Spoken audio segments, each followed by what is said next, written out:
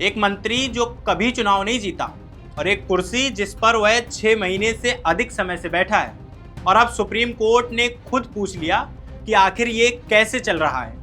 क्या ये सिर्फ एक कानूनी पेच है या फिर संविधान के साथ एक बहुत बड़ा खिलवाड़। आज की इस वीडियो में हम आपको बताएंगे बिहार के एक ऐसे मंत्री की कहानी जिसने शपथ ली, इस्तीफा दिया और फिर दोबारा शपथ लेकर टाइमर को 0 कर दिया। पूरी कहानी जानने के लिए वीडियो को आखिर तक देखिएगा। नमस्कार, मेरा नाम है फैसल और आप देख रहे हैं द हिंदी टॉप। चलिए अब सीधे मुद्दे पर आते हैं। बिहार सरकार में पंचायती राज मंत्री हैं दीपक प्रकाश, लेकिन इनके नाम के आगे एक बहुत बड़ा सवालिया निशान लगा हुआ है, क्योंकि ये अब तक किसी भी सदन के सदस्य नहीं चुने गए हैं। यानी ये ना तो विधानसभा के सदस्य हैं और ना ही विधान परिषद के। फिर भी ये लगातार मंत्री पद पर बने हुए हैं और यही बात अब सुप्रीम कोर्ट तक पहुंच गई है। दरअसल हुआ ये कि दीपक प्रकाश की नियुक्ति को चुनौती देने वाली एक याचिका सुप्रीम कोर्ट में दाखिल की गई। ये याचिका चीफ जस्टिस की अध्यक्षता वाली बेंच के सामने रखी गई। याचिका दायर करने वाले वकील का कहना है कि किसी गैर विधायक को मंत्री बनाए जाने पर सिर्फ एक बार 6 महीने की छूट मिलती है, यानी वो बिना चुने हुए भी 6 महीने तक मंत्री पद पर रह सकता है, लेकिन उसके बाद उसे या तो चुनाव जीतना होगा या पद छोड़ना होगा। अब सवाल ये उठता है कि क्या कोई मंत्री इस 6 महीने की सीमा को खत्म होने से ठीक पहले चालाकी से इस्तीफा दे सकता है और फिर कुछ दिनों बाद नई सरकार बनते ही दोबारा शपथ लेकर इस टाइमर को फिर से शुरू कर सकता है।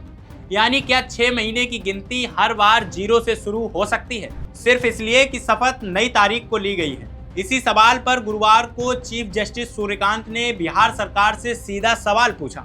उन्होंने कहा कि ये पूरी तरह से कानून का मामला है और राज्य सरकार को स्पष्ट जवाब देना होगा कि आखिर बिना निर्वाचित हुए कोई मंत्री 6 महीने से ज़्यादा समय तक अपने पद पर कैसे बना हुआ है।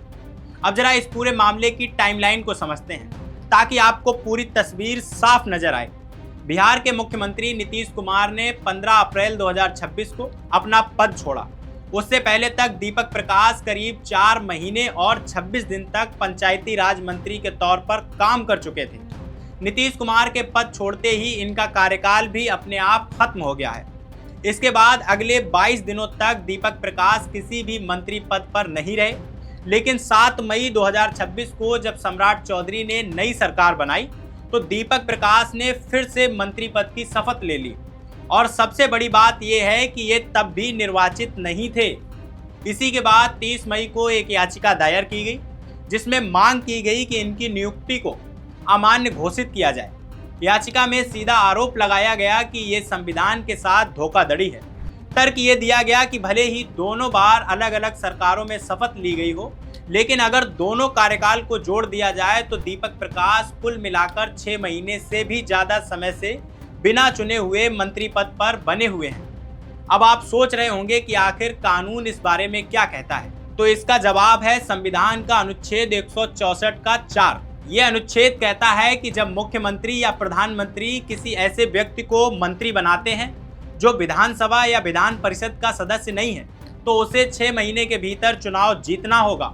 अगर वो ऐसा नहीं कर पाता तो 6 महीने की अवधि खत्म होते ही वो अपने आप अपने मंत्री पद से हट जाएगा। यानी नियम साफ है, लेकिन बिहार का ये मामला थोड़ा अलग और पेचीदा इसलिए है क्योंकि दीपक प्रकाश ने कभी भी लगातार 6 महीने तक अपने पद पर काम ही नहीं किया।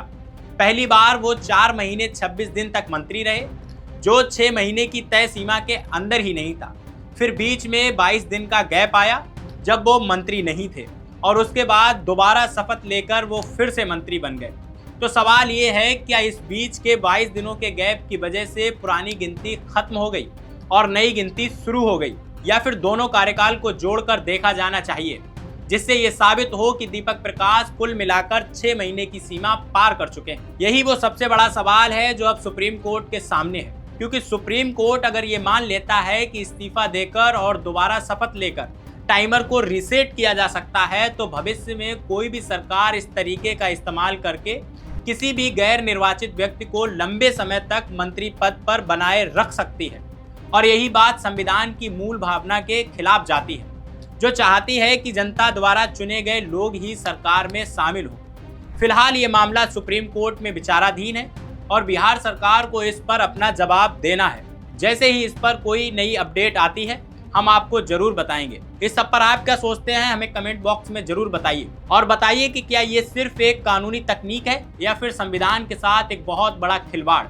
अभी तक आपने हमारे चैनल द हिंदी टॉप को सब्सक्राइब नहीं किया तो सब्सक्राइब कीजिए, और हमें social media platform Facebook, Instagram और एक्स पर फॉलो करना मत भूलिए।